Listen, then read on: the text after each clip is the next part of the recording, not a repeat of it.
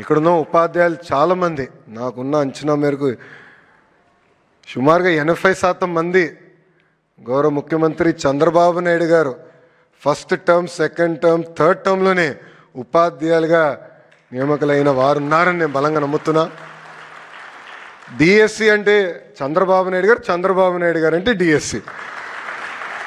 13 డిఎస్సీలు 1,80,000 మంది ఉపాధ్యాయుల్ని గౌరవ ముఖ్యమంత్రి గారు నియమించారు. సో మెగా డిఎస్సి గౌరవ ముఖ్యమంత్రి గారు పెట్టిన తొలి సంతకం.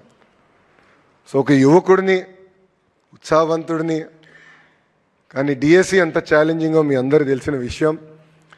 జనరల్గా డిఎస్సి నిర్వహిస్తే అదే సంవత్సరంలో రిజల్ట్స్ ఇచ్చి సర్టిఫికెట్స్ వెరిఫై చేసి ఎలాంటి లీగల్ ఇష్యూ లేకుండా ఉపాధ్యాయుల్ని నియమిస్తాం అనేది చాలా కష్టమైన పని.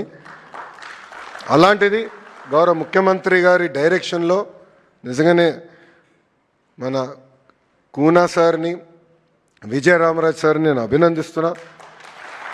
ఇది ఎందుకు చెప్తున్నానంటే నేను ఒకటే రిక్వెస్ట్ చేశా, గతంలో ఇచ్చిన అన్ని డిఎస్సి నోటిఫికేషన్స్ అన్నీ చదవండి, కోర్టుకు వెళ్ళిన కారణాలు కూడా చదవండి, లూప్ హోల్స్ ఎక్కడెక్కడ ఉంటే అది ఫిక్స్ చేయండి, ఈ డిఎస్సి ఆగేదానికి లేదని చెప్పాను. సార్ ఇప్పటికీ దాదాపు 70 కేసులు పడినాయి సార్, కానీ డిఎస్సి ప్రక్రియ ఎక్కడ పాజ్ పడలేదు. సెప్టెంబర్ మాసంలో ఈ 16,347 మంది ఉపాధ్యాయులు టీచింగ్కి వస్తారని ఈ సభాముఖం తెలుపుకుంటున్నా.